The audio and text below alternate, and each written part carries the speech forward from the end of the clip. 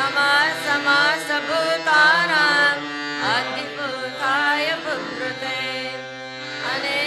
अनेकरूपरूपाय विष्णवे प्रभविष्णवे वैशम्पायनोवाच श्रुत्वा धर्मानशेषेण पावनानि च सर्वशः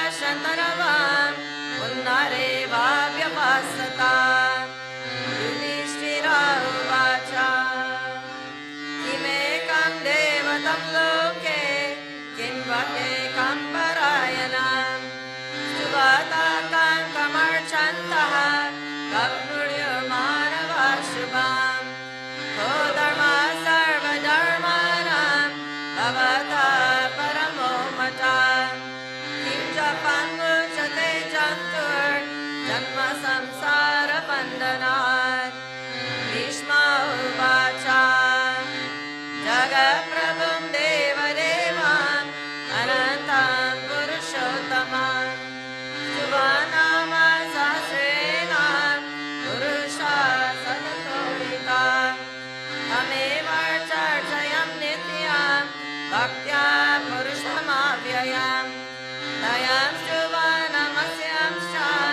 यजमानस्तमेव च अननीनिधनं विष्णुं सर्वलोकमहेश्वरं लोकाध्यक्षं सुवानित्यं सर्वदुःखातिको भवेत् ब्रह्मण्यं सर्वधर्माणां लोकानां कीर्तिवर्धनं लोकनाथं महाभूतं सर्वभूताभवं एष मे सर्वधर्माणां धर्मोऽधिकतमो मतः यः भक्त्या पुण्डरीकाक्षं साविरचे नरः सदा परमं यो मातेजः परमं यो मातपः परमं यो मा ब्रह्मं परमं या परायणं पवित्राणां पवित्रं यो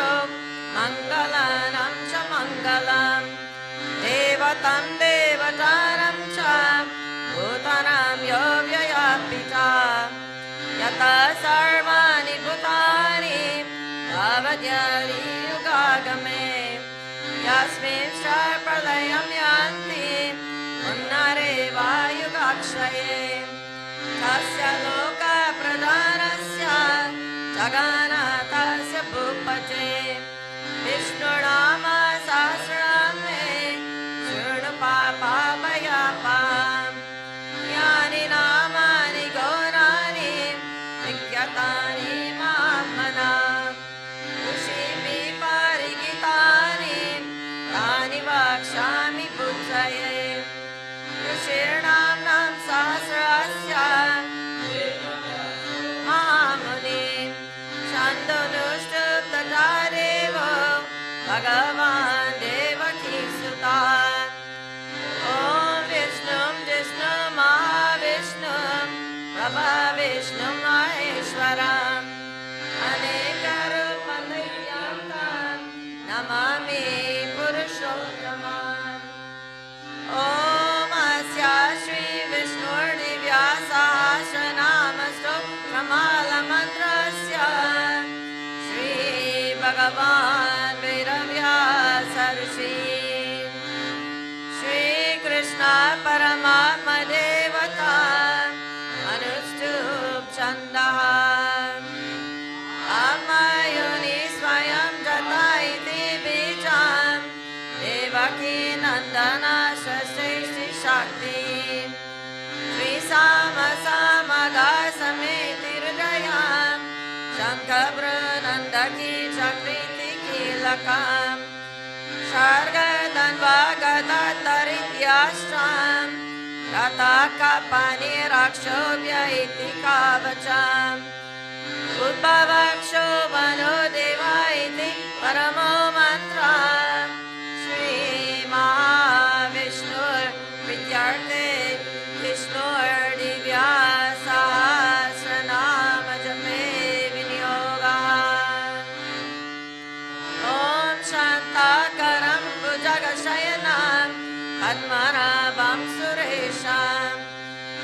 विश्वाधारं गगनसदृशं मेघवर्णं शुभाङ्गं लक्ष्मीकान्तं कमलनयनं योगिभिर्ज्ञानगम्यं वन्दे विष्णुं भवभयहरं सर्वलोकैकनाथम् ॐ नमो भगवते वासुदेवाय ॐ नमो भगवते सदाशिवाय ॐ नमो भगवते नित्यानन्दाय ॐ विष्णु मुक्तानन्दाय ॐ विश्वं विष्णुर्वसत्कारो भूतभाव्या भवप्रभु भूतकृपृतभृभावो भूतमा भूतभावना भूतमा परममा च मुक्तानां परमा गति अव्यया पुरुषा साक्षी क्षेत्रज्ञोऽक्षर एव च योगो योगविरम्येता प्रधाना पुरुषेश्वरा नरसिंहा वपु श्रीमान् केशवा पुरुषोत्तमा सर्व सर्व शिवस्थानुर्बुद्धधिरिद्धिराव्यया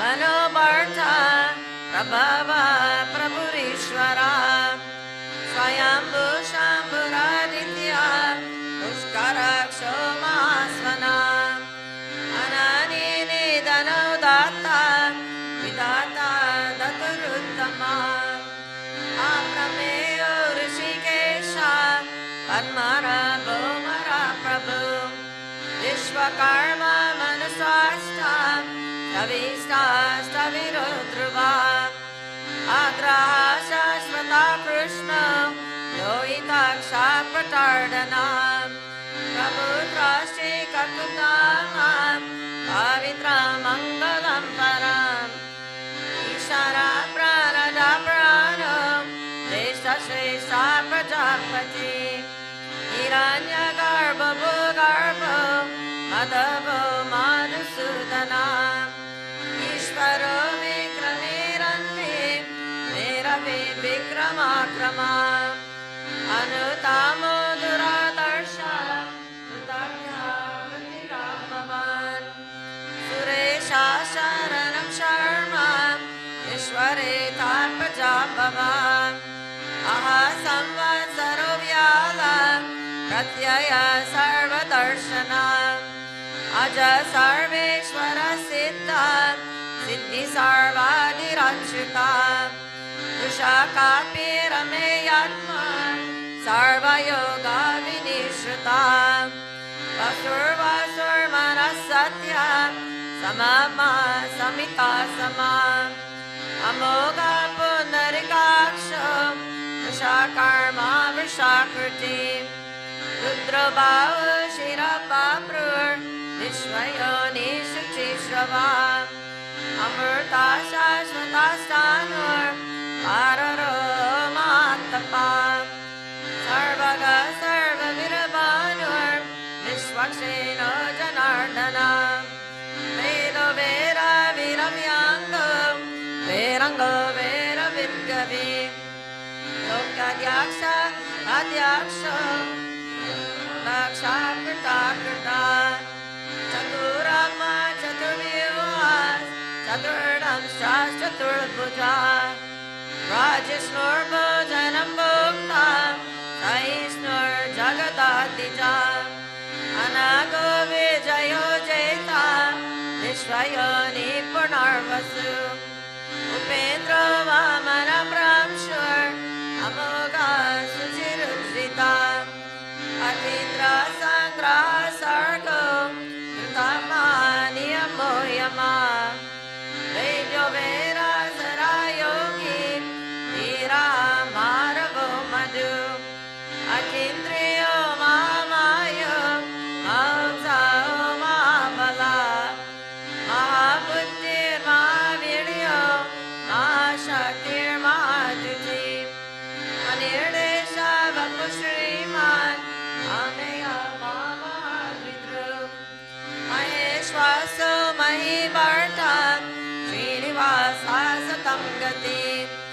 अनिरुद्धासुरानन्दो गोविन्दो गोविरम्पति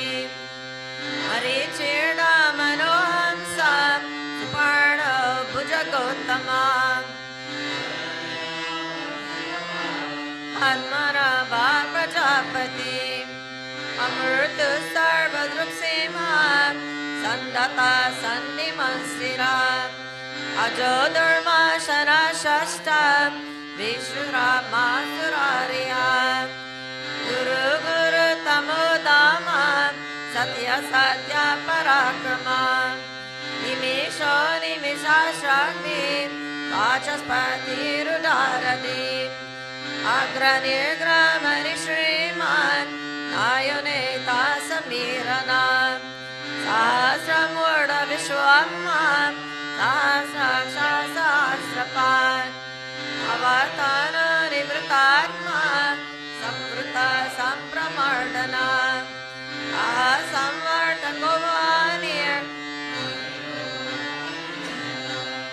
सुप्रसाद प्रसन्नमा विश्वदृक् विश्वभुक्विभु सत्कथा सकृता साधुर् जन्नु नारायणो नरा आशङ्केयो प्रमेयम्मा विशिष्टा शिष्टकृत्युचि सिद्धार्था सिद्धसङ्कल्पः सिद्धिधा सिद्धिसाधना वृषै वृषभो विष्णुर् वृषभारो वशाधरा वर्धनो वर्धमानश्च विवेका श्रुतिसागरा सुभुजो दुर्धरो वाग्मी महेन्द्रो वसुरो वसु एको रूपो बृहद्रूपा शिवे वेष्टा प्रकाशना रुचिधरा प्राकशमा प्रतापना ऋतस्पष्टाक्षरो मन्त्रस् चन्द्रं सुरभास्कराद्युति अमृतासु भगो भानुर् शासबिन्दु सुरेश्वरा औषधं जगता सेतु सत्यधर्मा पराक्रमा भूतभाव्य भवनाथा पवना पवनो नला कामा कामकृकान्ता काम कामा प्रदा प्रभु गर्हि कृर्युगवर्तो नेकमायो महाशना अदृश्यो यक्तरूपाश्च सहस्रचिरानन्तजित् इष्टो विशिष्ट शिश्रेष्ठ श्रीकान्तिनौ शोभृषा क्रोधकृकर्ता विश्वबाहुर्मयीधरा अच्युता प्रतिता प्राणा ज्ञानदवासवानुजा अपामेधिररिष्टानाम् अप्रमाता प्रतिष्ठिता स्कन्द स्कन्दधरो दुर्यो भारतो वायुवानां वासुदेवो ब्रह्मानुर् आदिदेवा पुरन्दरा अशोकाश्चारणस्तारा शूरशौर्यजनेश्वरा अनुकूलशतार्वर्चा पद्मिपामानिपेक्षणा पद्मरापुरविन्दाक्षा पद्मगर्भा शरीरभृत् आवृन्द प्रकृतात्मा माक्षो गारुदाध्वजा अतुलाशरभो भीमां सामयज्ञो अविहरि सर्वलक्षणलक्षान्यो लक्ष्मीवान् सामितुञ्जया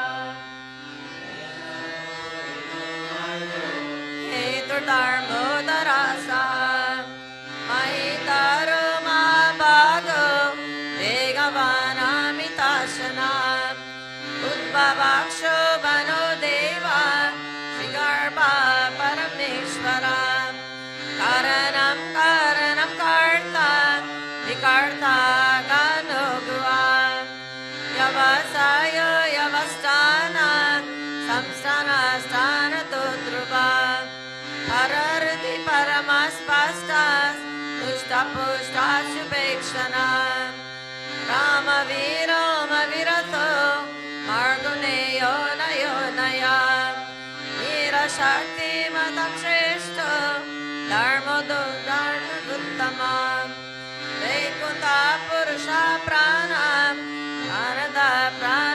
Pratu Hiranyagarbha Shatrugna Bhakturvayura Dokshaja Rutu Sudarsana Kala Parameshri Parigraha Ugra Samvatsaro Daksha Vishrama Vishwadakshina Ishtarashtavarashtanur Ramana Bijamavyayam Arto Narto Mahakosha Mahabhoga Mahadana Anivinashtaristopur Dharma Yuga Mahamaka Nakshatrane Minakshatrim Chamakshama Samiyanam Ratna Dinjo Mahejashta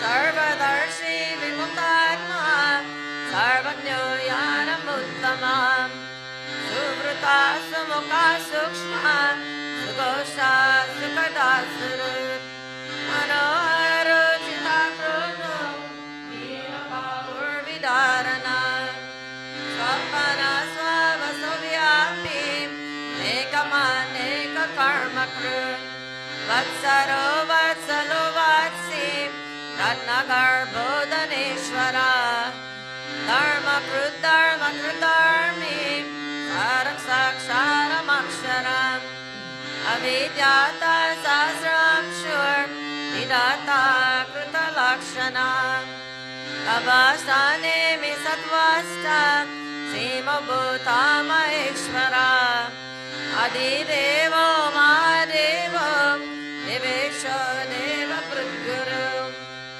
Uttaro Gopatira Gopta Jnanagamya Puratana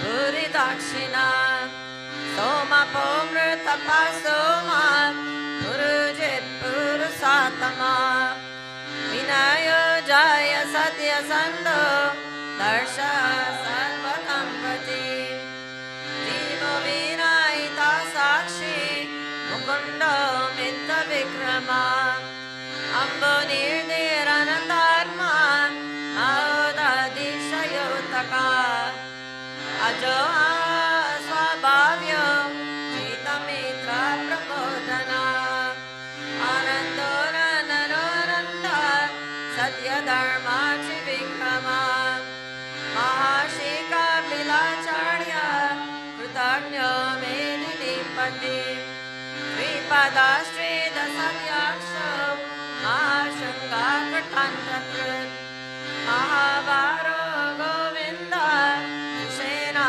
Kanakangari Uyoga Virogano Guptashatra Gadadara Vajaswanga Chita Krishna Dastarkashtanochuta Aruna Varano Vriksha Nishkaraksho Mahamana Bhagavan Bhagaharandi Vanamaliyayuda Adityo Jyotiraditya Sahishnur Gati Satama Sudavakanda Parashur Daruna Dravina Prada Divas Bruksarva Dukvyaso Vachaspatirano Nija Trisama Samagasama Nirvana Vesha Jampisha Sayasha Charchama Shanto Nishta Shanti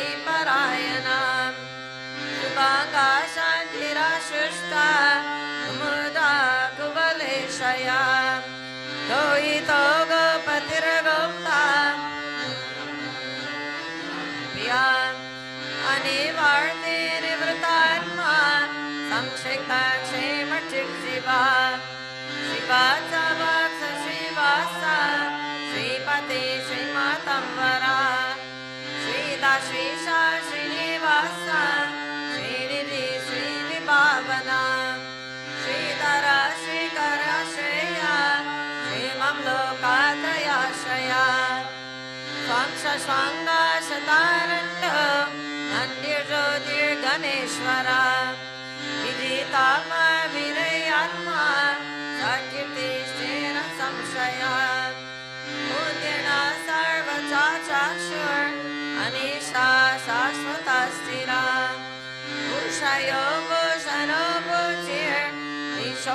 Shokanashana Architma Archita Kumbho Vishruta Mavishodana Aniruddha Pratirata Pradyumna Minta Vikrama Kalane Minihavira Surishura Janeshwara Trilokama Trilokesha Keshava Keshihari Kamadeva Kamapala Kamikanta Kratagama Aniresha Vapushrishnur Vironanto Dananjaya Brahmanyo Brahma Kribrahma Brahma Brahma Vivardhana Brahma Vid Brahmano Brahmi Brahmanyo Brahmana Priya Mahakarma Mahakarma Mahateja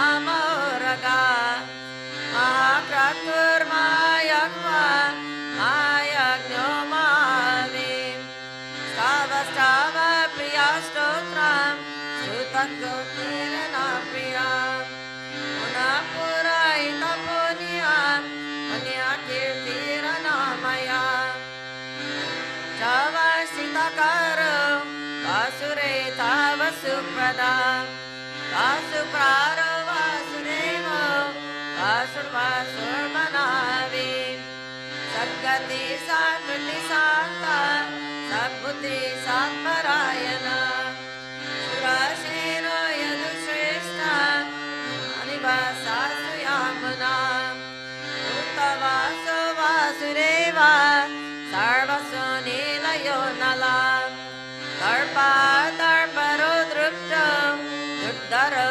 Chaparajita Vishwamurtir Mahamurtir Viktamurtir Murtiman Aneka Murtir Avyakta Satamurti Satanana Ekoneka Savakakim Yatapadam Maruttamam Lokobandar Lokanato Madhava Bhaktya-vatsala Suvarno Varno Hemango Saranga Chandanangadi Viraha Vishamasunya Tachir Achalashtrala Anyani Marado Manyo Lokaswami Chilokadrup Sumedha Mejaduranya Satya Radharadhara Tejo Vrusho Dudidara Sarva Shastra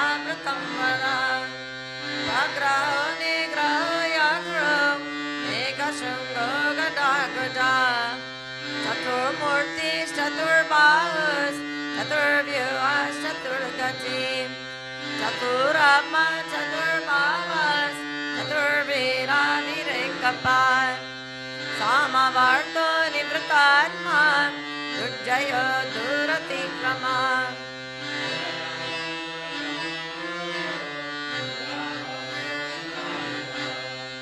Subhango Shoka Sharanga Sutantu Santu Vardana Indra Karma Makarma Krita Karma Kritagama Udbhava Sundara Sundra Dannana Vasalochana Arkovanja Sanashringi Jayanta Sarva Vijayi Suvarno Bindu Rakshobhya Sarva Vagishvareshvara Mahavrindo Mahagartho Mahabhuta Mahanidhi Muda Kunda Rakunda Arjanya Pavano Nilan Amrita Somrita Vapur Sarvanya Sarvatomukha Sulabhasa Vrita Siddha Chaturjan Nagrodho Durmbaro Swastas Chanurandrani Shudana Sahasrakti Sapta Jiva Saptida Saptavana Amrtita Nagochendyo Vayakara Vayanashana Anupruha Kushastula Nunapranirguno Mahan Adruta Swadruta Prabhamsho Vamshavardhana Parabrukatito Yogi Yogisha Sarvakamada Ashramam Shamanakshama Suparno Vayuvana Danur Vedo Dandodamaita Dama Aparajita Sarvasaho Niyanta Niyamo Yama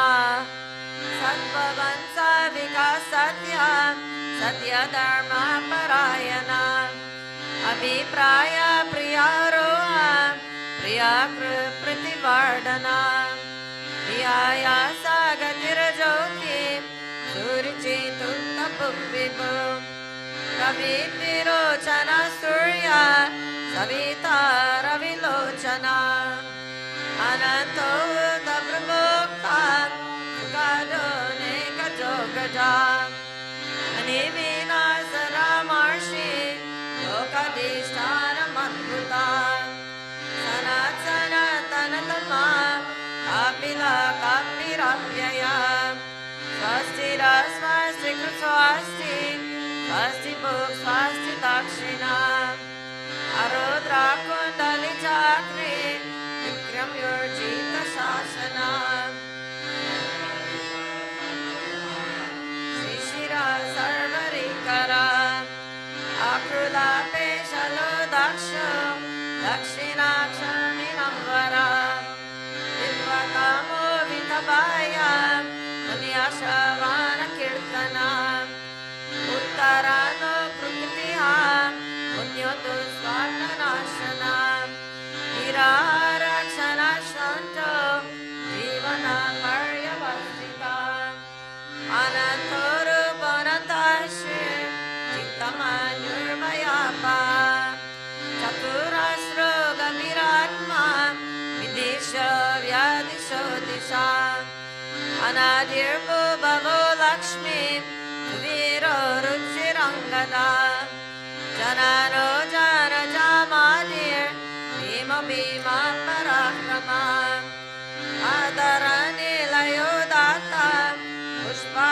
Sapajagara Udvaga Sapatachara Pranada Pranavapana Ramana Prananilaya Pranabruk Pranajivana Tatvangava Viregatma Tammamrutyu Jaratiga Purbuva Swastarusara Savitar Prapitama Yagno Yagna Patirayagua Yagnoyo Yagnavana Yagna Prutyagna Punyagni Yagna Bhogyagna Sadhana Yagna Takrut Yagna Guyam Anamananamevacha Amayoni Swayam Jata Ekana Samagayana Devakina Nanashrishta Vishisha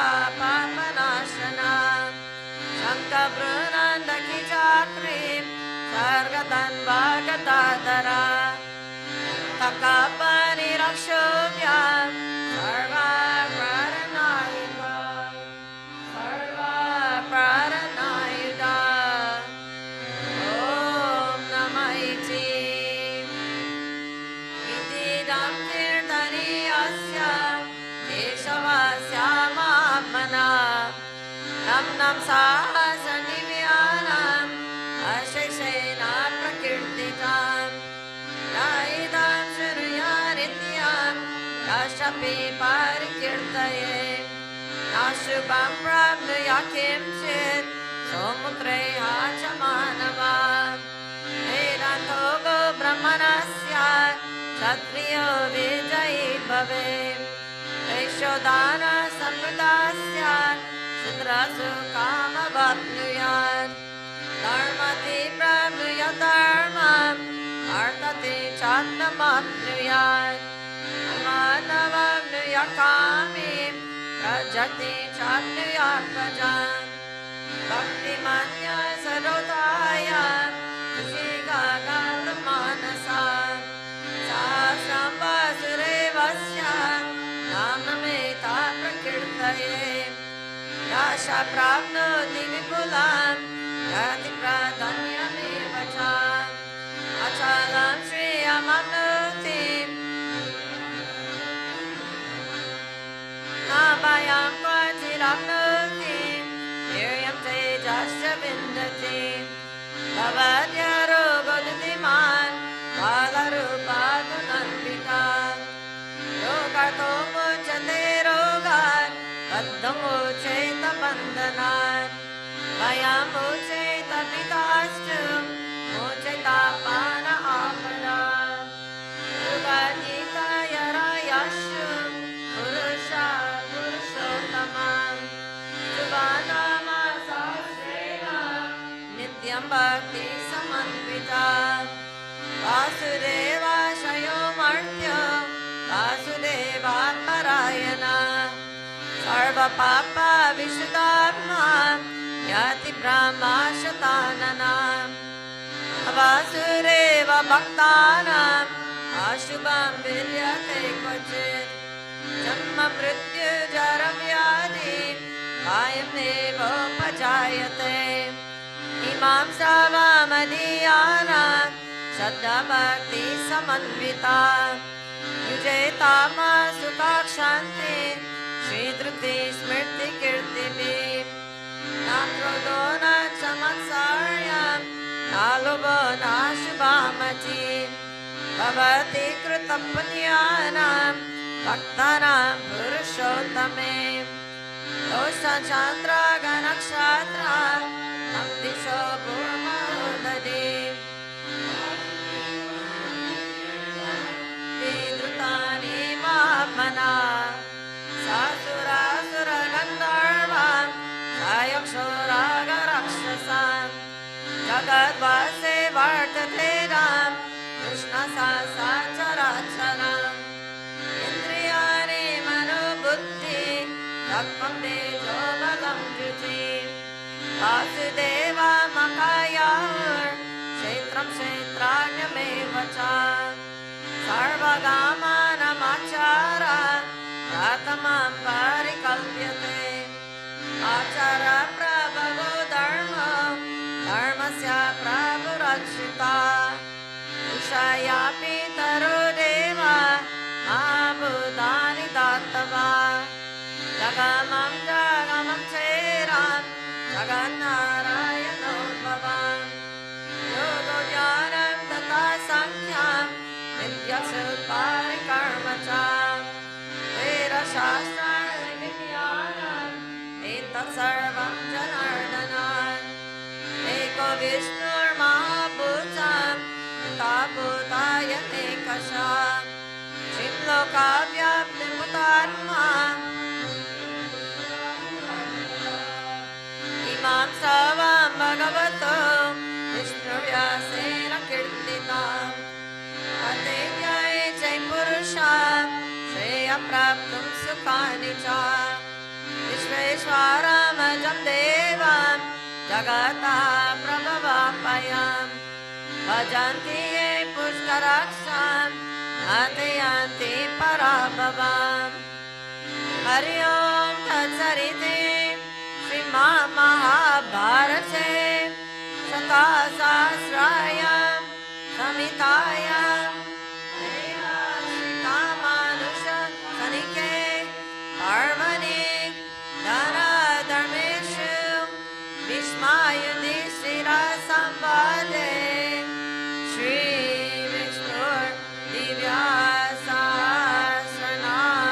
श्रीविष्णुर्दिव्यसहस्रनामस्तोत्रम् ॐ पूर्णमदः पूर्णमिदं पूर्णात् पूर्णमुदच्यते पूर्णस्य पूर्णमादाय पूर्णमेवावशिष्यते ॐ शान्ति शान्ति शान्ति नित्यानन्दाय गुरवे शिष्यसंसारहारिणे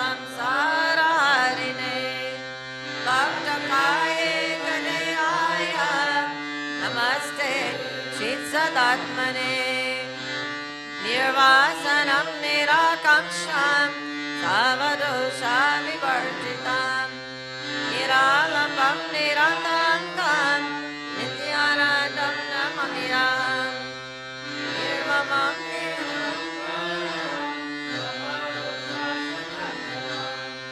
Samadukta Sukhamaniram Avadutam Namamyam Nashiramamaram Ekavignaya Karvatam Vikaraga Bhayakrodam Nityanandam Namamyam Deo Ramedeo Jivanamamiti Eva Vignaya Santushtam Avadutam Namamyam Samasam Kalpanamantam Yamamukta Sanatanam Divignaya Santruptam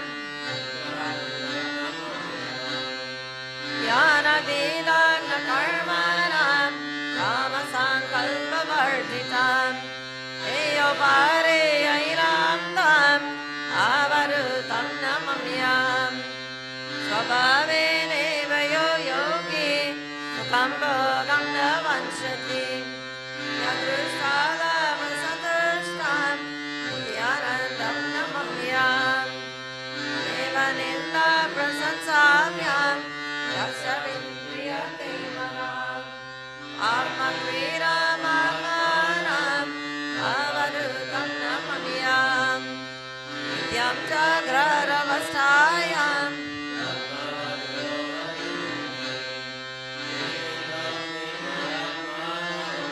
Nityanandam Namamyam Dvesham Nasti Priyam Nasti Nasti Asya Shubha Shubham Vedadhyana Viramtam Avadutam Namamyam Jaram Pashati no Yastu Jagapashati Chinmayam Nitya Yuktam Gunajitam Nityanandam Namamyam Yogi Darshana Matrena Avate Bhuvanatrayam Pavanam Jagamam Tirtham Avadutam Namamyam Sarva Pujam Sarapurnam Akandananda Vigram Swaprakasham Chiranandam Nityanandam Namamyam Nishkalam Nishkriyam Shantam Nirmalam Paramamritam Ganesha Purivasinam Yoga Purnam Tapomurtim Prema Purnam Surarshanam Jnana Purnam Kripamurtim Nityanandam Namamyam Durjana Sajjano Bhuyat Sajjana Shanti Mapnuyat Shanto Moche Kavandevyo Mukta Shanyam Vimochaye Swasti Prajavyam Paripalayantam Yayena Marge Namayi Mahisham Programanimya Shubhamastu Nityam Loka Samasta Sukhino Bhavantu Kale Varshatu Parajanyam Prithvi Sakshashalini Deshoyam Shubharito Brahmana Santu Nirvaya Sarve Bhavantu Sukhinah Sarve Santu Niramaya Sarve Bhadrani Pashyantu Ma Kasyet Bhavane Sarva Sarati Purnani Sarvo Bhadrani Pashyantu Sarva Kamana Vapnotu Sarva Savadranandatu Swasti Matra Utan Vitre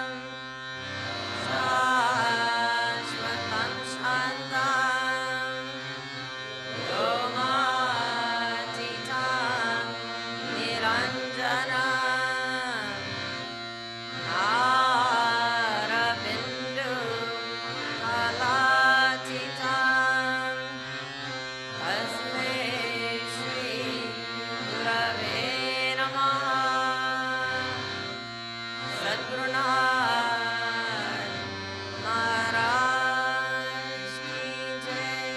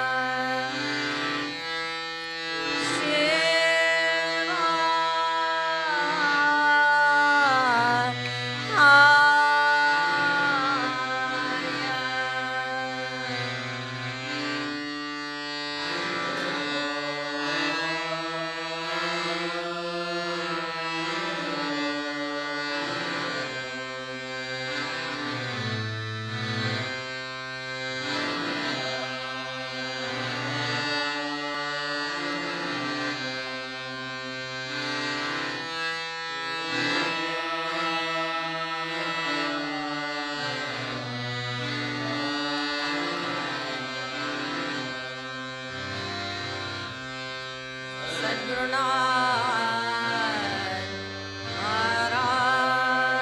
की जय।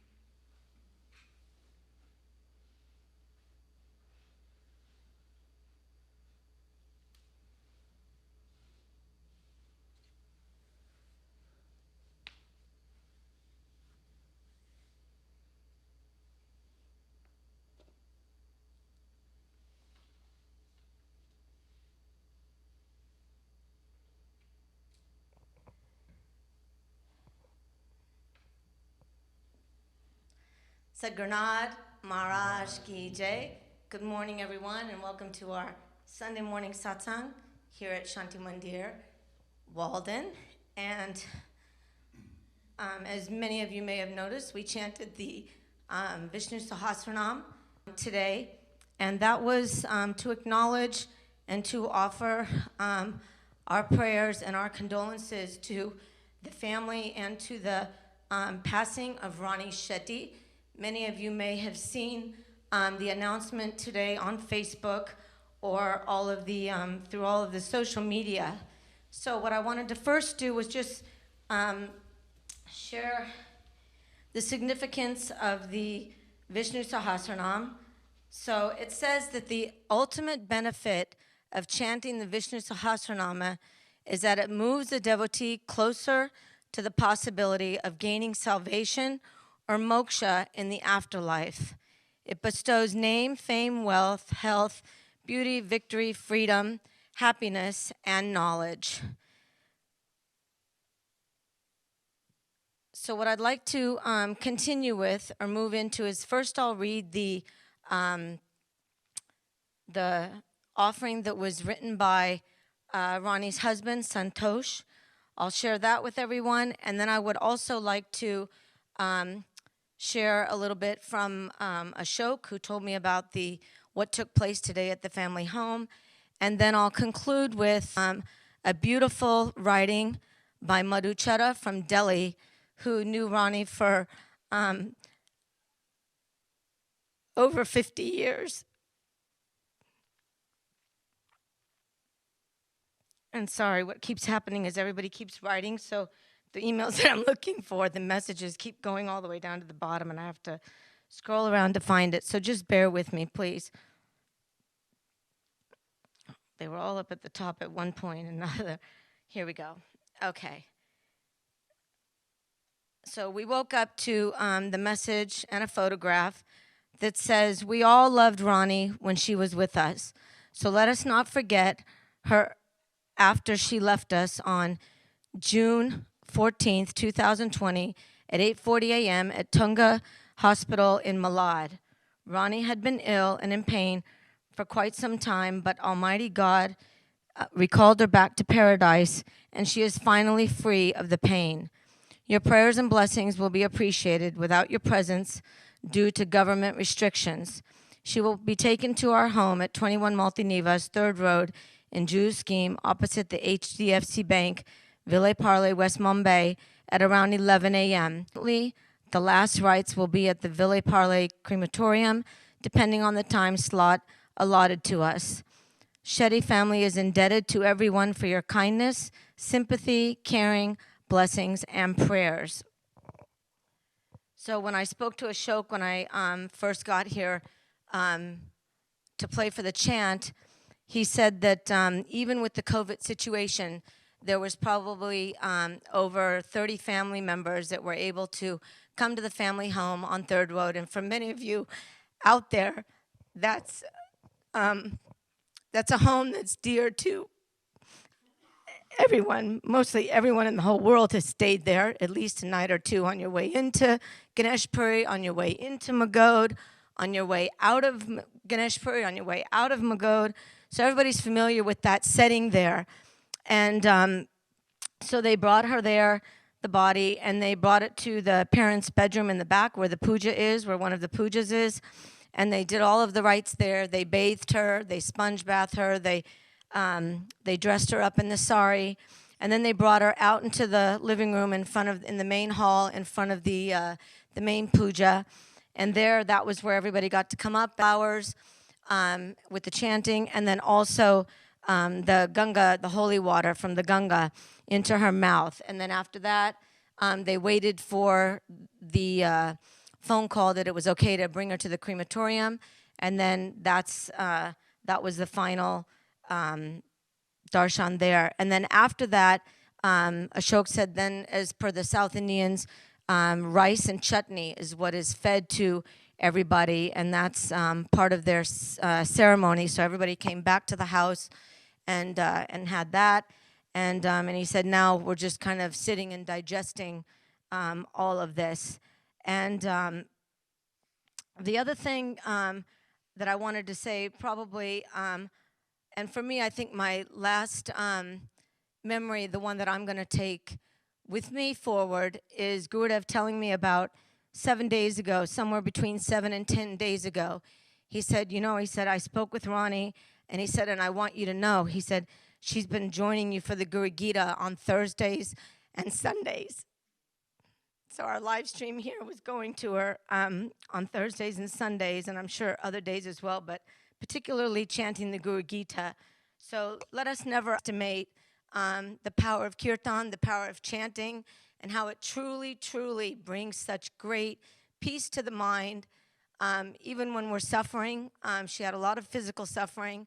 So even then, it's like the repetition of the name, the divine name, and nothing more glorious, nothing more sacred than our own song of the Guru Gita.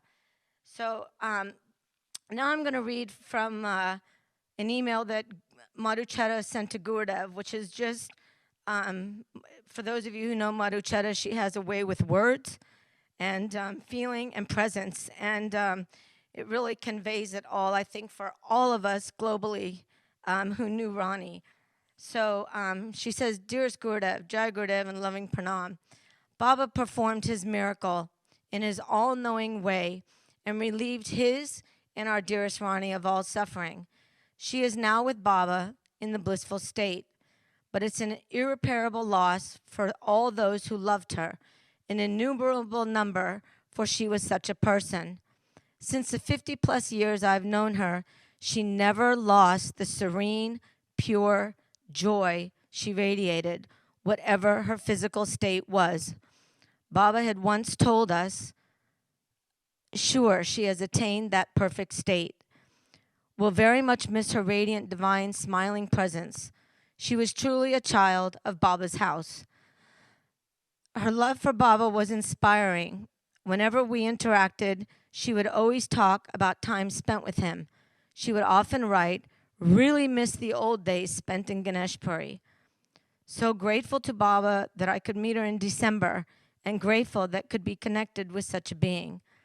May it bring solace to us to know that more than the very best possible was done for her, and she went so loved, so cared for, and is now at peace.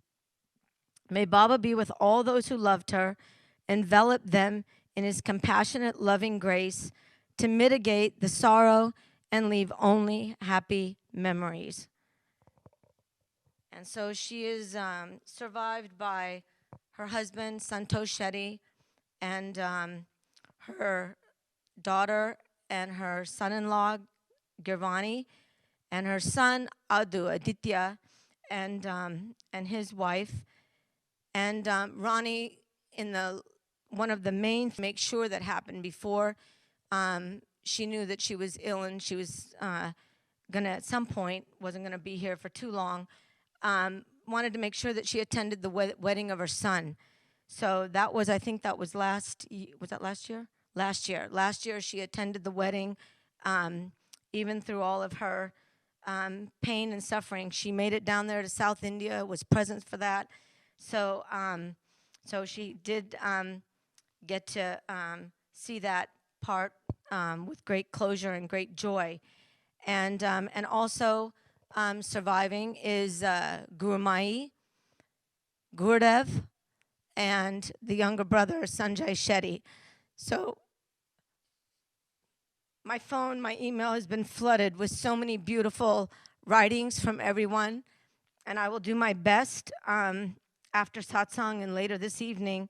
We will put out a tribute. There are several photographs that have come in, so we'll put together a tribute to her. We'll send it out to everyone. So wherever you are, you can just offer her a prayer. And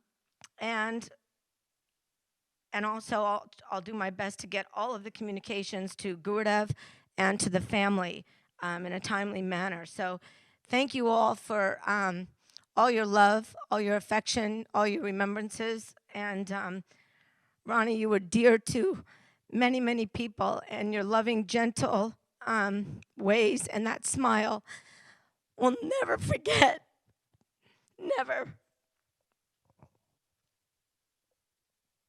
So with that, we are going to transition to Nityeshwari, which the topic, of course, is always absolutely perfect for every occasion. Baba's book, Where Are You Going? Adonde Vas, where are you going? So again, it always provides us all these incredible, impeccable reminders of the goal, what is there, and what is it that we really want to take with us. So it lays out our journey, and as we all know, for those of us who have spent long periods of time with Gurudev, with Baba, with such a great lineage, the sadhana that they have given to us is immeasurable. It's endless, and there's so much to learn, and it truly, we're very, very blessed, very, very fortunate to have come about such a palpable and such a very, very rich path. So now I'm going to turn it over to Nityeshwari, and she'll talk to us about where are you going and remind us of that which is absolutely eternal and that which is most important. After that, we'll conclude our satsang with Danya Danya and Jyota Se Jyota, and then darshan and lunch prasad, and some great announcements. So don't go away yet. Stay with us, and Nityeshwari. Thank you.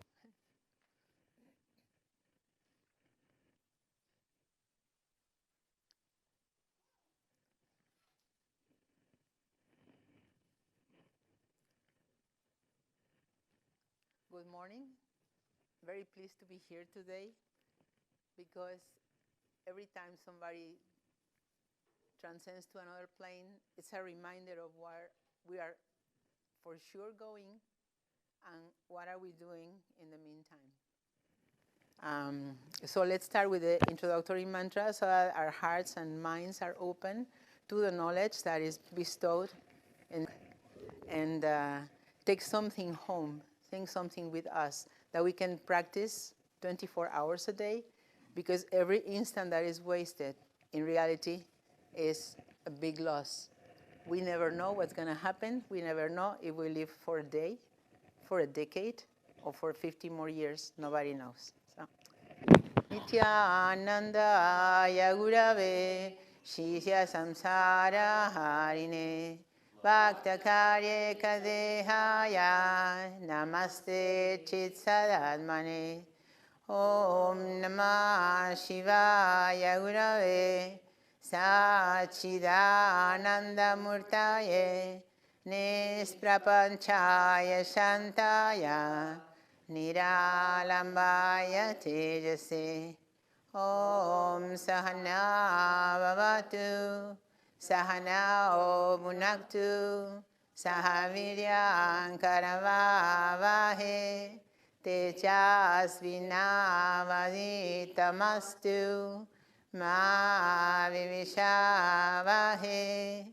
Om Shanti Shanti Shanti Sadguru Maharaj Ki Jai.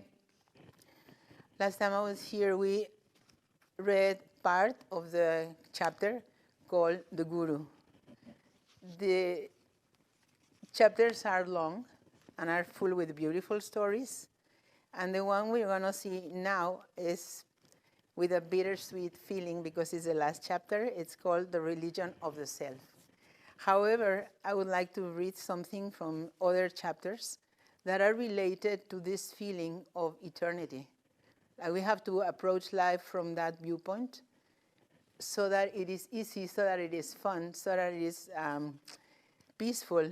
Because when we see life from the viewpoint of the limited self, the mind is small, the heart is small, the understanding is small, and everything is a big problem. But when we expand our mind, which is easy to do with the tools that we have here, then somehow everything changes. Fear is gone, anxiety is gone, and life changes, as they say, when you change the prescription of your glasses. So we saw this meditation, and at the end of the Guru chapter, they ask Baba a question that is, I think, interesting, because they ask him how he lived with his Guru. We who are lucky to have a living Guru, we who are lucky to spend time with him, it's important. So they ask him if he became enlightened or attained liberation quickly or slowly. He says, after the 9 years of your sadhana with Swami Nityananda, how did you know that you had reached the level of completion? And he says, everyone knows what condition he is in. When someone is incomplete, he is aware of his incompleteness. Through the same intellect, he discovers that he has become perfect. So this is the first paragraph. It's a long answer. So the thing is that he's saying we are aware of the state we're in.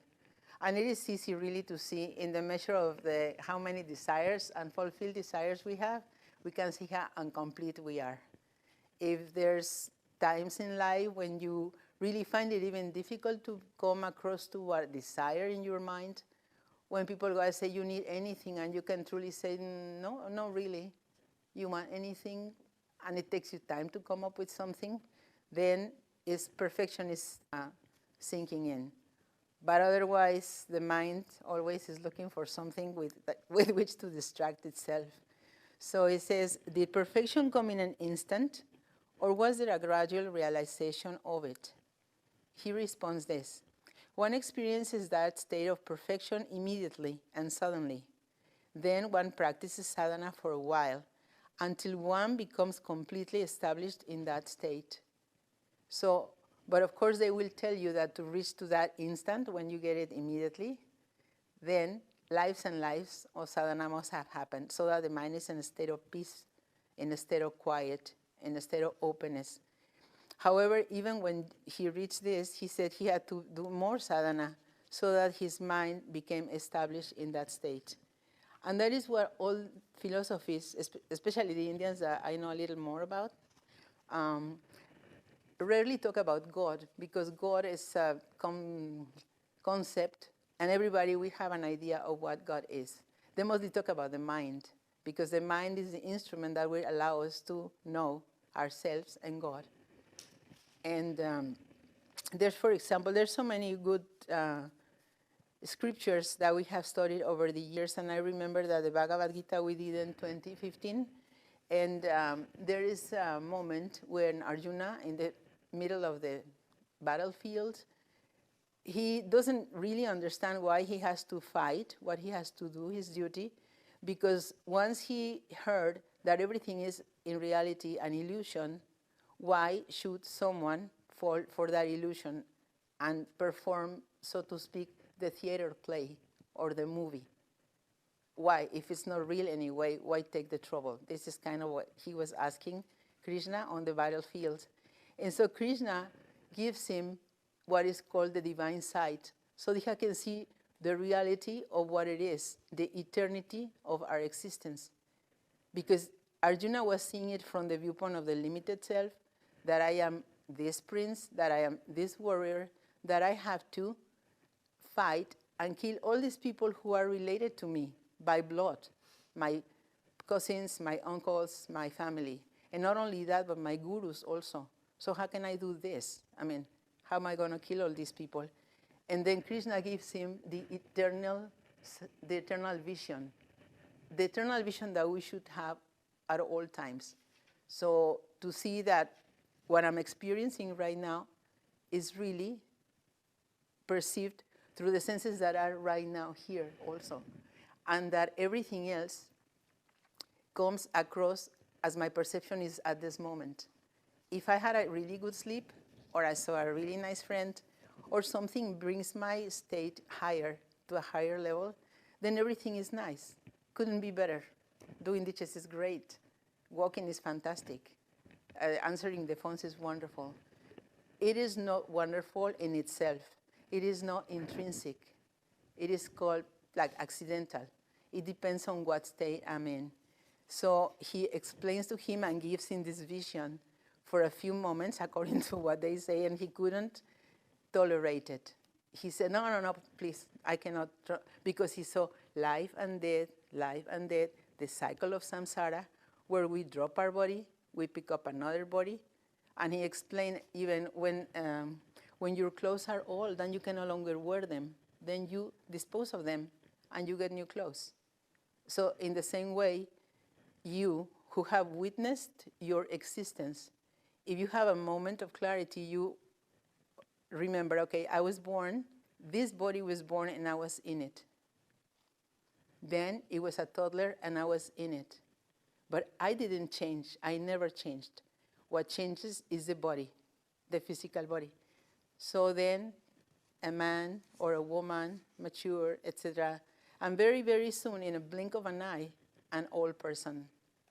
So when all of these changes are perceived by the mind and are like witnessed, then we have a little glimpse of what eternity is. That's why Vedanta says that we, as the Atman, as the self, are the only thing that is real. Atma Satyam. The real thing is the way that I see things when I'm in that state of identification with expanded consciousness, as they speak in Kashmir Shaivism. So the sages in Gurudev, in his book, Conversations with Gurudev, ask this question. If we know it, if we have studied, if we have heard it, if we think we believe the Guru, why do we insist on being limited? Why do we insist on being small? Why? Because the mind is conditioned. And the sadhana is to break that conditioning and uncondition it. So make it have like a fresh view or new eyeglasses, we could say. So then the next question they ask him is, then you didn't need Swami Nityananda to tell you that you had had this experience? It is something you recognize inside your own being? And he responds, one does recognize it within. Now, really, we cannot call it an experience, because when perfection is there, everything is perfect according to how one sees it. It always has to be back to one. It always has to be back to me. Gurudev insists so much. I read his latest Siddha Marks, and I hear his videos, the recent videos, and he's telling us, jump, lose your fear of losing your limited identity, and go to the other side. Just jump. I mean, what do you have to lose? because as soon as we see it as I am having an experience, even if it's the highest experience, oh, thank you, is that the question we must always ask is who is having that experience? Who is saying that it's a great experience? Who is saying it's a mundane or a spiritual experience? There has to come a time when we know the world is as I see it, and I have the power to decide what I want to see. So he explains here, what kind of being was Swami Nityananda? I know that he had a guru, but was he born in a state of yoga? I mean, people ask all these questions, and sometimes in order not to ask the real question, right? Yes, he was born a Siddha. What was it to be like with him? What were some of his qualities? See, here, he's going to list the qualities. But what I've been contemplating is who cares, really? Because those are the qualities that people from the state of a limited being saw in what they insisted of making a limited being as the figure and the person who was Bhagavan Nityananda. I heard a talk about Vedanta the other day, and one of the Swamis explained something that goes more or less like this. He says, let's suppose that everybody and everything in the world becomes, because they worship Ramakrishna Paramahamsa. Every animal, every person, everybody becomes Ramakrishna. And the whole planet is enlightened to the highest level. And you are not. How does that benefit you? And he asks people to really contemplate this very deeply. Because admiring others, how was he? How did he behave? What did he say? How did he lie on the stones? Did he ever say anything? It's really also not asking the real question. So he says, he was in a very strange state.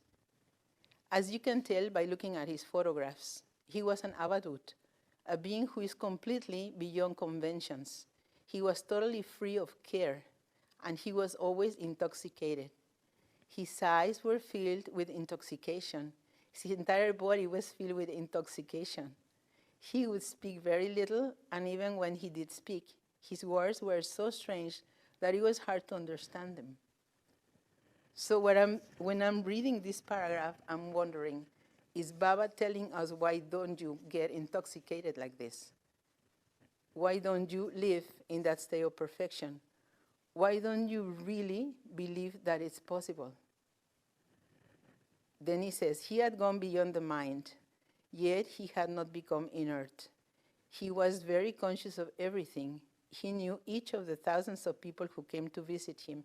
He knew everything that was happening in that world. He knew the past, the present, and the future. Yet he behaved as if he knew nothing. He had equal vision. He did not consider anyone impure, low, or ignorant, nor did he consider anyone pure, great, or intelligent. He did not see good or bad in anything. If someone approached him very humbly, he would talk to him openly and give him instructions. But if anyone was proud of his scholarship or his riches or power came up to him, he would close his eyes, turn away, and become very quiet. So here he's saying about his experience with his own guru.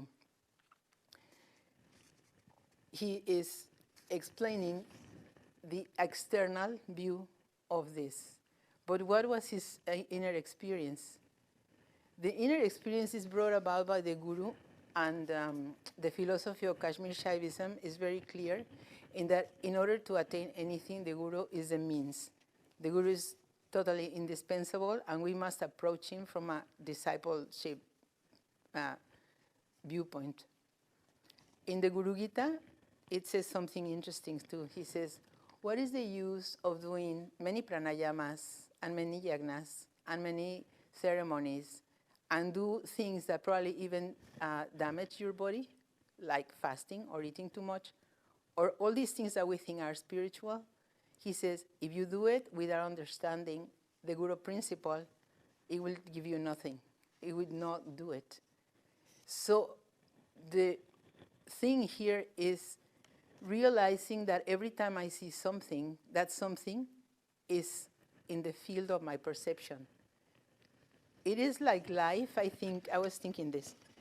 It's like a movie theater. In the movie theater, the same movie is shown many times, right? Especially if this is a movie that is very successful, let's say Harry Potter, they show it and show it and show it. So we come into the theater, and the projector emanates in a way, so brings it forth, flashes it forth, is the word I'm looking for. And then we see it, and we become fascinated with it. It's a moment when the movie ends, and then pralaya.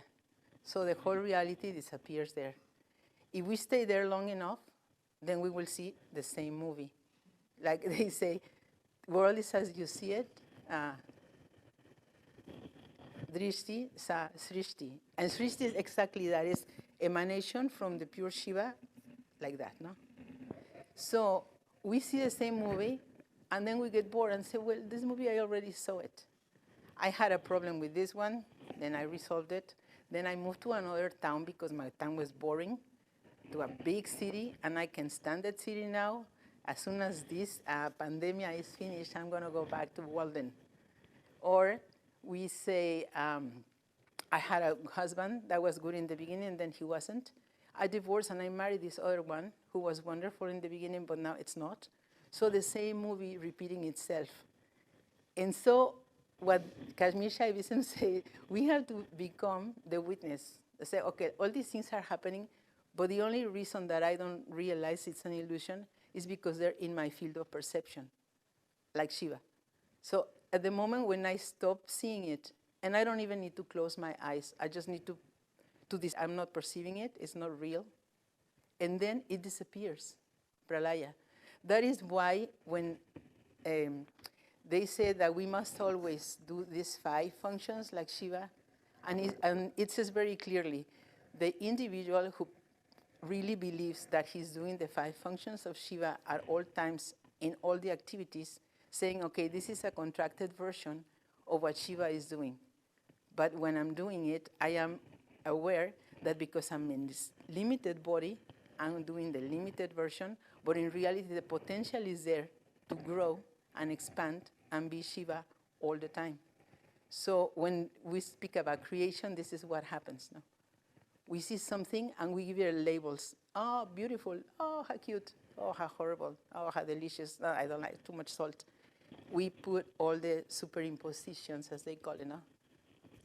And the reason I'm seeming to digress is because I was touching this book and I thought, this is like the icons on my computer that sometimes just one word, ping, no?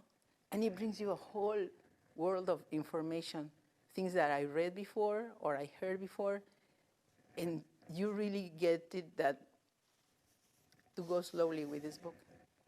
You cannot read it like a novel. It's too rich. It's like eating something rich, you have to go slowly.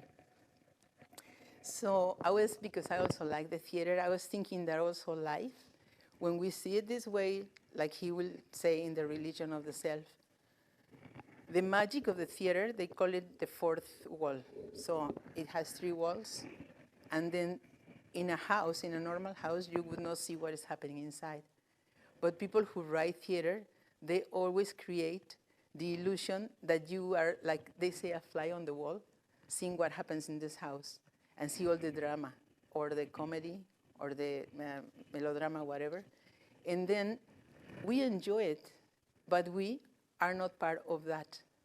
We buy the ticket, but in life, we buy the ticket to become part of the drama.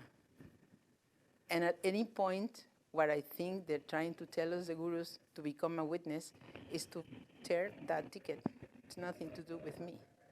I'm just witnessing, I'm just seeing it, and I'm going to be free of all this because time is passing fast. No? And I don't know how much longer I'm going to be here. For example, Swami Vivekananda, another saint of India, no? When his name was Narendra, he went to visit Ramakrishna, Paramahamsa. And he didn't believe anything that the experience they told people, you know, we have these experiences, and he sees God, and he sees the goddess, and he sees Kali. So he went on very straightforwardly he asked him, "Sir, can you see God?" And he said, "Yes, I see it all the time. In fact, I see it more clearly than I'm seeing you." And so Narendra didn't believe it, and he went somewhere else. When he came to visit the next day, by just a touch, he gave him that experience. And the same thing happened like what happened to Arjuna on the battlefield. He goes, "No, no, no, no. This is too strong. This is too intense. Please remove it from me." But from that moment on, he just devoted his life to teaching the tools that we can use to put our mind at ease so that we can perceive that reality. And little by little get rid of the not real, no? That's why his phrase, Vedanta, non-dual Vedanta, they said, only Atman is real, and I am Atman. This is the thing. No? I am it. Why? Because everything that changes, I can witness it. I don't change with it. The body will die, as we see, and then I will take with me the contents of the subtle body. So as the dense body dies, and then I take the other, what we call karmas and all of that. But the Guru was so far as to say that because karmas and all the activities that we have performed and their corresponding consequences, what we call maybe have bad karma or good karma, it's all in the subtle body. They said, in a moment of true knowledge, of pure wisdom, Shuddha Vidya, everything disappears, including the karmas, because also that is unreal. That's also illusory. So when we read all these books that they recommend us to study, it is really enlightening in many ways. And here, in the religion of the self,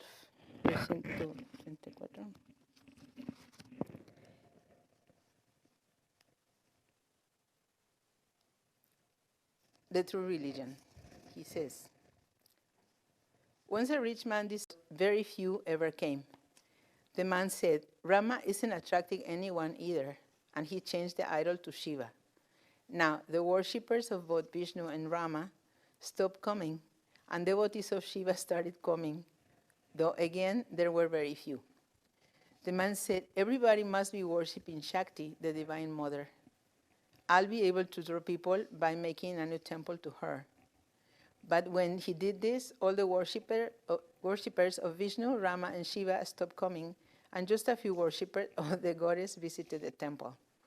The man thought, Hinduism simply doesn't attract people.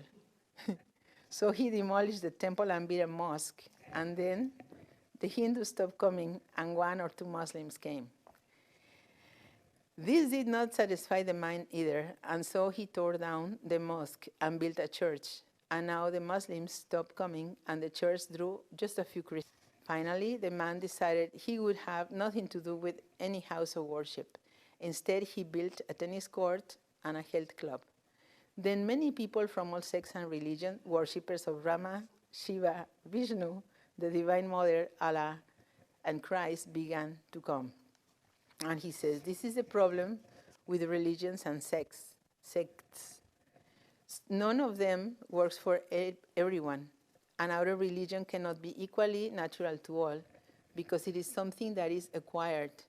Only the religion of the self is natural to everyone, because the self has been with everyone from time immemorial. The self within is our own. It cannot be alien to us. If we follow the religion of the own self, we will be free of fear. To have faith in the self within the highest, with the highest understanding and the true essence is the true essence of all religions. And then it has more stories. The thing is that we think this is very funny, but what parts of our lives, this is what I've been contemplating. What is my equivalent to Vishnu and Rama and Krishna and the Devi? Where am I wasting my time worshiping whatever? Where is the mind being distracted? And if Atman is my true nature, how come I'm not established in it after all these years? So it has to always come back to, no? Because it's easy to die, these people, no? So there was another book that we studied in the year 2016, and I was very grateful Baba, in this book, tells briefly the story of Ashtavakra and King Janaka when he was making fun of him, etc. And at the end, he revealed all this wisdom to the king. So in 2016, then Gurudev recommended that we use this book, the Ashtavakra Gita. And my favorite chapter is chapter 19. After a lot of discussions and dialogues, because all these things, Gita, are dialogues, no, between the Guru and the disciple, finally, apparently, Janaka became established in his own greatness. And the own greatness of knowing that he was the Atman, that he was the self. No pride or not arrogance, but really just knowing who it is. Like, oh, I didn't know it was this. So he starts explaining to Ashtavakra how he feels and begins each one of the verses with the phrase, in my own greatness. And then when we were studying this in Mexico, I told these girls, you know, when you are comfortable with somebody, send your emails like, no, Swa Mahimna, in my own greatness. Like Shi Mahimna, but it's Swa. Because by repeating it, instead of saying, poor me, or no, I'm limited, I don't think so, I think, no. Say yes, no? Well, I mean, what do we have to lose? So he is saying here, in chapter 19, for example,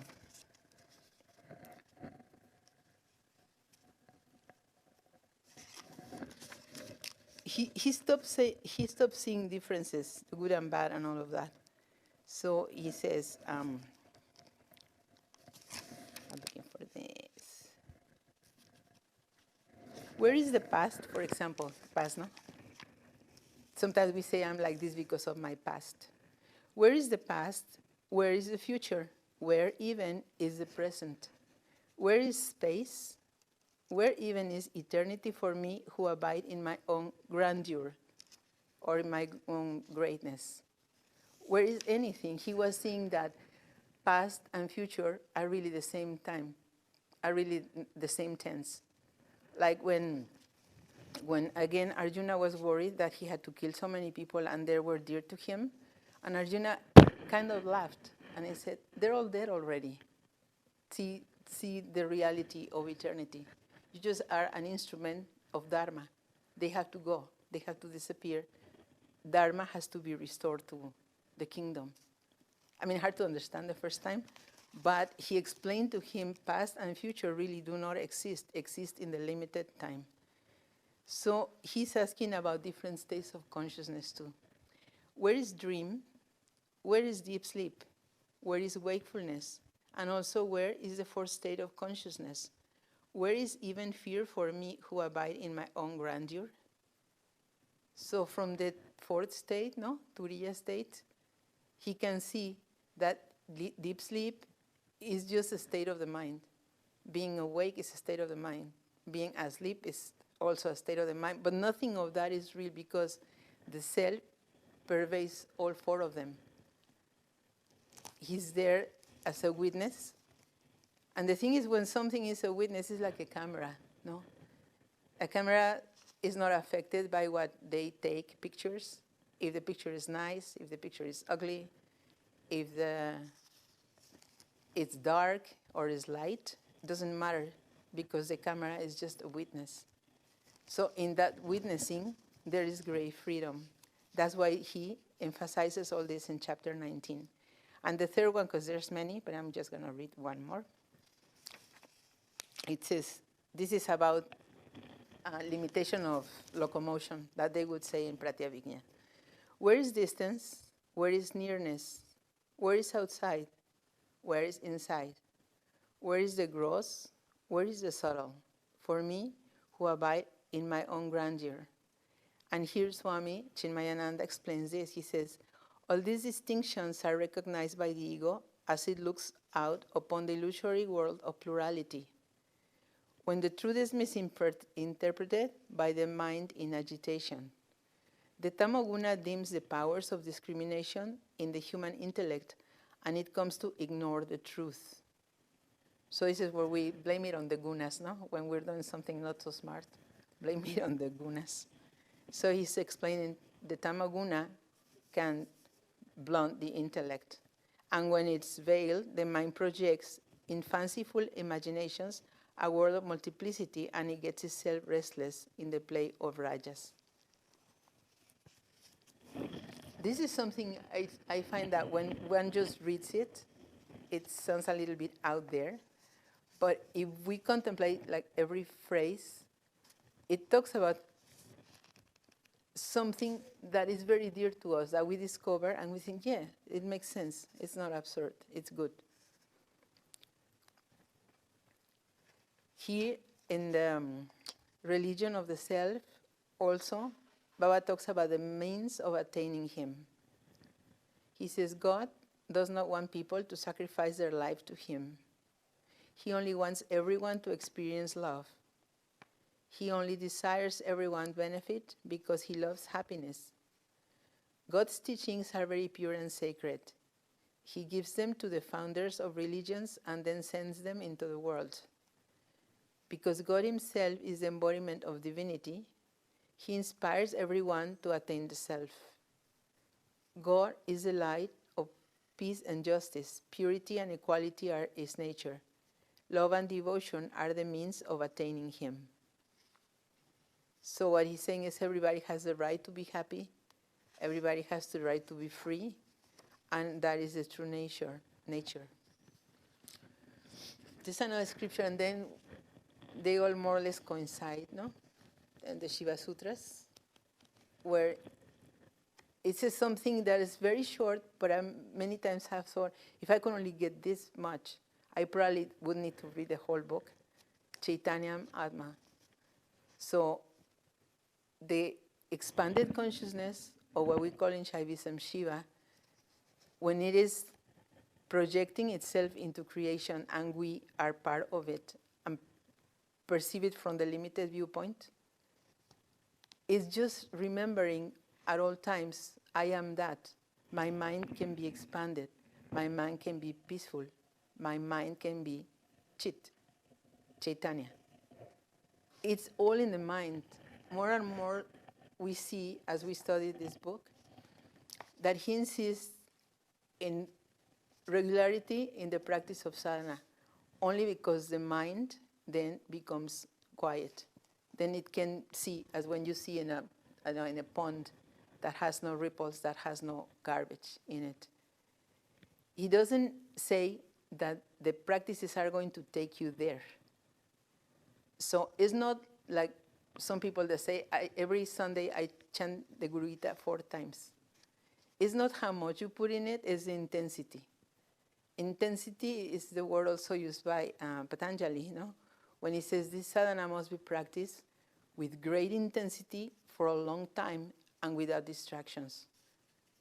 So intensity is part of it.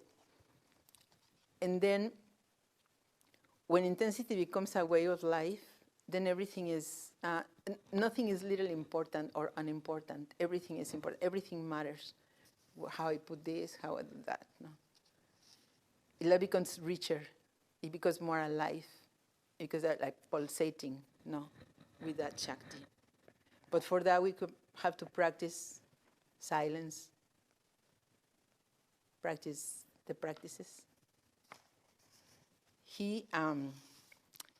They ask him here something interesting too. He says, do you consider God to be a personal deity or higher consciousness? It's a very common question. He says, I worship God exactly as he is, without any conditions. It does not matter how you worship God as long as you do it with love. Once a very religious priest was traveling somewhere by sea, and in the course of his journey he landed on an island. There he came across 3 very simple beings who were bowing to the rocks, the trees, the water, and praying, oh Lord, you have become all these things. Please accept our prayer. When the priest heard them, he was shocked. You haven't learned to pray correctly, he said. What is the point of bowing to water, to trees, and to rocks? The man begged the priest forgiveness. No one has ever come to teach us, please be our guru. So the priest taught them the art of praying, and then he went back to his boat and set sail. A little while later, he saw the 3 men rushing towards him on the water. So, when they reached the ship, they cried, "Oh, priest, we forgot how to pray as you taught us. We forgot how to pray properly. Please give us another lesson." But the priest was flabbergasted. "How did you manage to walk on the water?" So one of them said, "Before starting out," the men said, "we prayed, 'Oh God, you are so powerful. Please thicken the water so that we can walk on it.' And the water became thicker." When the priest saw the results of the simple devotion, his pretension left him. "It is you who know the true meaning of prayer. Please teach me. To reach God, you simply have to pray to him with love and faith, to worship him as he is, without trying to impose conditions on him." This is really beautiful. Because what he's saying is not by being worthy, to use so many words, it's just by having a heart and being open to receiving the knowledge that we are that already. This is what they're always saying. You don't have to become anything. You have to do nothing. You have to just remember, be aware of it. Who else do I have here? Oh, I have, yes, Panda Karika too. So the qualities that we think that we have, is good to remember sometimes they are just borrowed from the Atman, which has no qualities. Then the way they explain it in Vedanta is this. So we are baking potatoes, and they get hot because there's fire, there's a pot, there's water, and there's the potato. So the potato becomes hot, but it's not its intrinsic nature. Is just a temporary thing. It is because it is in contact with the water that is hot and boiling. So we are deceived into thinking that the potato is hot. We have to go deep into the reason of why things appear to be what they are. Then we think it's because it's in hot water. But the water itself is not hot in itself. It is intrinsically, it's not. Rather, it tends to be fresh. But in contact with the pot that is hot, then it appears to be, for some time, hot. We have to see that it's hot for some time, and then the characteristic will change. So we don't get so attached to characteristics of things and people. Then we see that the water was hot because the pot itself, being in contact with the fire, is hot. So the water is borrowing that characteristic, and then the pot is also borrowing from the fire. And out of these 4 elements, the only one that has the intrinsic nature of being able to burn or heat something is the fire. So then we see exactly the movements, the dynamics, the mechanics of life, and don't get so deceived as not seeing the truth for what it is, but getting confused as to the cause and effect of things that happen. It's non-dualistic Vedanta is very profound. So when we see that, then people also, we learn to see them and remember that if they seem to change from one day to the next, we also change from one day to the next. So the person seeing the experiencer is not the same, and therefore the experienced object, person, situation is also not the same. So it's liberating. They say it's like breaking free from a clay pot that is broken. Then everything is the same, the air that was inside and the air that was outside of the pot. It's like a constant exercise, I think. And then at the end of the book, this is the last chapter, and there's an epilogue that is called, we have read it here in this very same hall, Life is a play of sun and shadow. So what he explains here, I'm not going to read the whole thing, but the main part to me, no? He says, if you were to examine your life with an outlook filled with the knowledge of humanity, you would realize that it is nothing but a play of sunlight and shadow, that it is no different from a drama or from a joyful dream. The play of creation is filled with unique colors and manifestations, like clouds in the autumn sky, which keep forming and dissolving. In your life, different colors shine and sparkle for a while and then fade away. You never know why they come and go, or for how long they have been arising and subsiding. You divide your life into the waking and dream states, but it is all one state. It is ever new, neither true nor false. What was real yesterday is unreal today, and what is real now will be unreal tomorrow, because tomorrow will no longer exist. Life is the extraordinary play of the actor of the universe, the self. It is a mystery, a story told by a grandmother, real, yet without foundation. In this world, day becomes night and night becomes day. Joy turns into grief and grief into joy. Virtue turns into sin and sin into virtue. Birth becomes death and death becomes birth. Success becomes failure, don't we know it? And failure becomes success. One person's victory is another's defeat. One person's interest is another indifference. One person's religion is another irreligion. The world constantly changes. So now I'm going to read the last two paragraphs so that we close it here so beautifully. And then you can read the others, because it is the view of a Siddha, the view of somebody who's already where we want to go. So it's like if you want to go somewhere and you put your GPS on some address, and you know that sooner or later you will get there, but the thing is to go, right? Not just thinking that I would like to go, but to really get in the car and start driving. So he ends this chapter, this epilogue, with these words. He says, "One who has experienced his own self has solved the mystery of the game of life. Behind everything there is great love. There is consciousness. There is the Guru's compassion. There is the extraordinary yet subtle desire to be reunited with the self. When you attain the knowledge of Bhairava, you will be reunited with the self. You will be awakened within. Can you be awakened? Can you drink the nectar of your own love? With the knowledge of that, can you laugh joyfully day and night without sorrow? Can you recognize your own self in countless forms? If you can do so, your life will be truly alive. Then, through the inner understanding, through the light of Chit Kundalini, through the knowledge of Bhairava, the seed of the movement of the self will sprout. You will see your own self in everyone.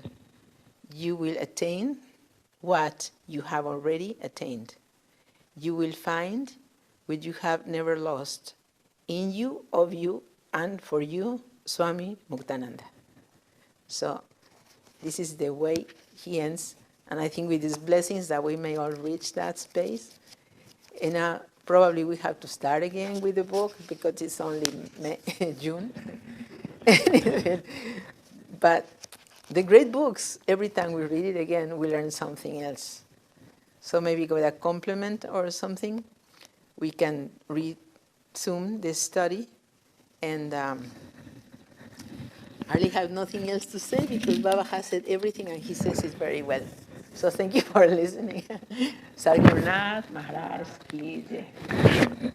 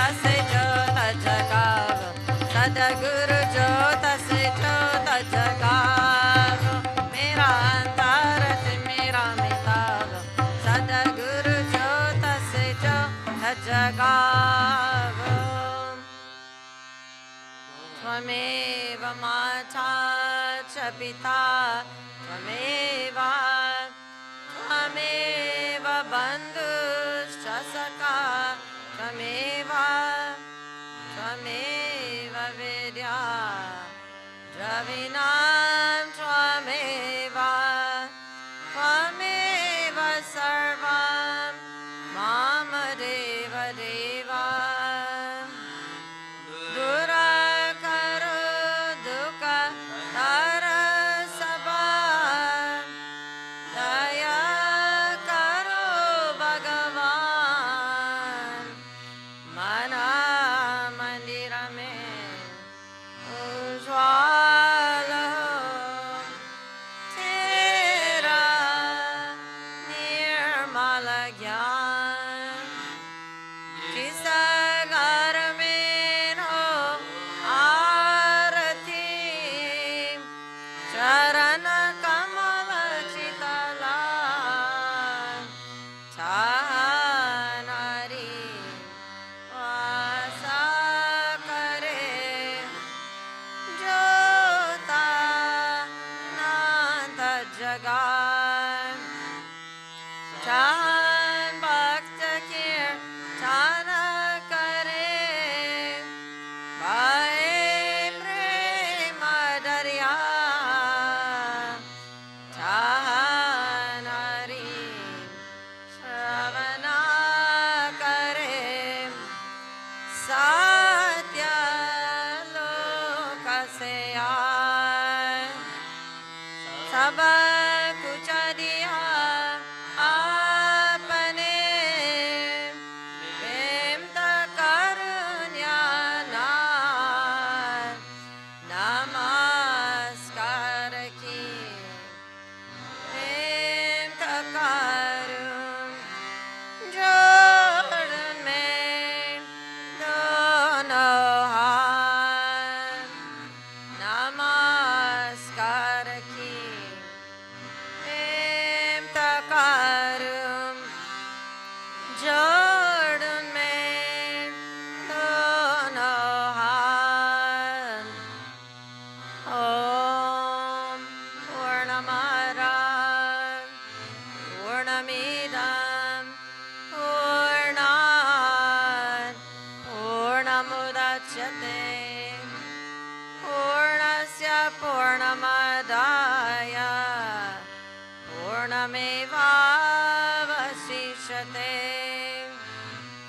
Om Shanti Shanti Shanti.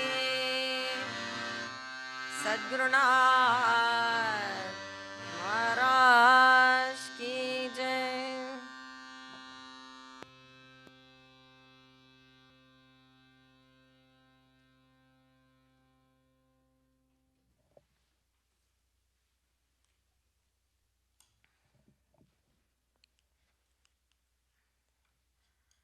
So this concludes our Sunday morning satsang. Thank you all for joining us and participating, and also offering your condolences and wonderful love and affection through the Vishnusahasranam and the chanting of Om Namah Shivaya. And thank you, Nityeshwari, for your offering with Baba's book, Where Are You Going? The Religion of the Self.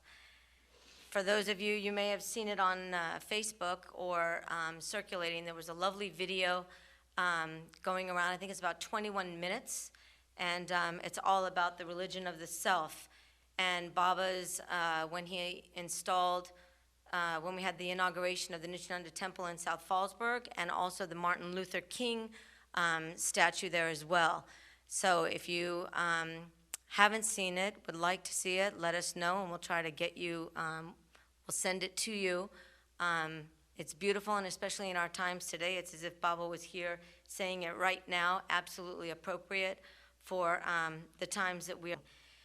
So upcoming announcements. So the first one and the most important one is July 4th and July 5th, Guru Purnima. And I just want to let everybody know, because there's been different questions from different people in different parts of the world. So July 4th, we will start with our live streaming here from Shanti Mandir Walden for the intensive. It begins at 9 a.m. until 4 p.m. During that time of the intensive, is it 9 to 4? 9 to 4, right? Yeah, 9 to 4. Okay, and then during that time, Argentina will also be on, Europe will also be on, and Mexico will also be on. So these four countries will have access through the Zoom invite for that timing of the intensive, and then the intensive will be presented again in the evening and viewed again from the evening to the morning of July 5th. This will enable everyone from India, Singapore, and Australia to also be able to have their intensive and be able to enjoy all that's going to be live stream, and also through all of Gurudev's sessions. So Gurudev's talks will be pre-recorded and available to everyone. Spanish translation is available. So for all of the Spanish-speaking people, you will be able to hear all of Gurudev's talks in Spanish. The only thing that we need from all of you, wherever you are, is register. And the reason why I say that, don't leave it till the last minute, because your registrations will determine for us from the logistics side of it, which version of Zoom we go for. Are we going for 250? Are we going for 500? Are we going for more than that? We have to be properly prepared ahead of time, and also all of our corresponding Zoom lists that are for both of the different days, in order for us to be able to prepare all of that and have it well in advance sent to everyone. We're hoping for a very, very successful launch of the virtual intensives with Gurudev and the live stream. So your participation is most welcome, and just try to do it sooner than later.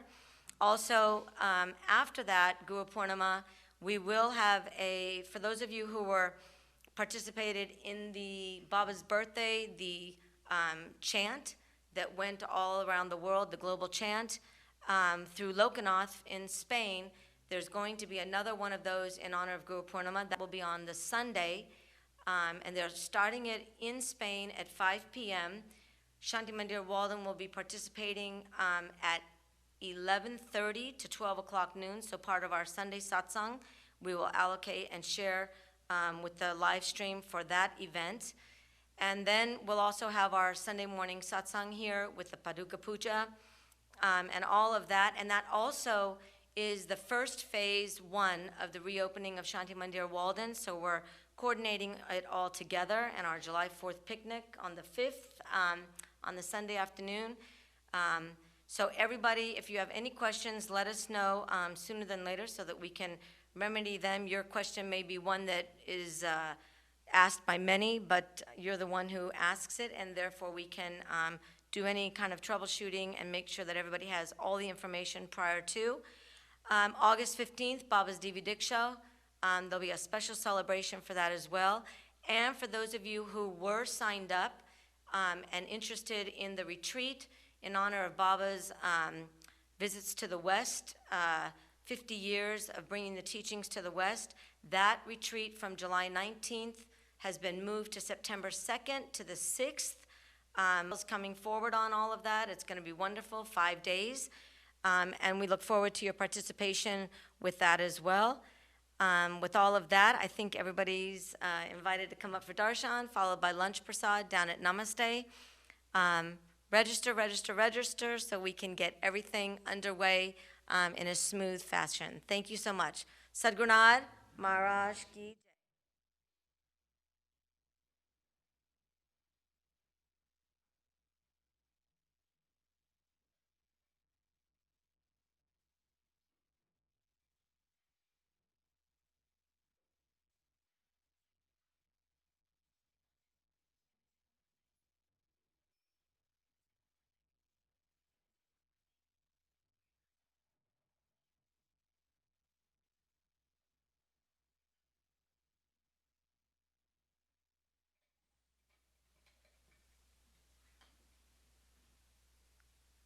And one final reminder, please make sure to continue to drink the elixir of love through all of the online study groups. Again, I just want to remind everyone, everybody is benefiting from them tremendously, and very, very grateful, so don't miss them. On Mondays, we have the Spanish Adonde Vas morning class with Nityeshwari, which begins at 9:30 to 11. And then on Thursdays, the first Thursday of the month, we have the spiritual journey with Baba's teachings from Larry Holmes, and that starts from 10 o'clock a.m. to 12:30. It's more of a workshop, online workshop. And then we have every Saturday with Dana Wilkinson on the Pratyabhigna Hridayam, and that begins at 10 o'clock a.m. and goes till 11:30. So please do make sure to continue to enjoy all of that. And also, I know that there's a lot of, there's the podcast program out there as well that's available to everybody with Larry Holmes, Mark Ketchel, Shivananda, and then also there's another workshop that's available out there, an online group that's with Larry Holmes, Mark Ketchel, Shivananda, and Leo Dale. So not to be missed. I think the next one on that one is June 28th, if I'm not wrong. So make sure that you continue to take advantage of all of the live streaming and all of the online study groups. Thank you.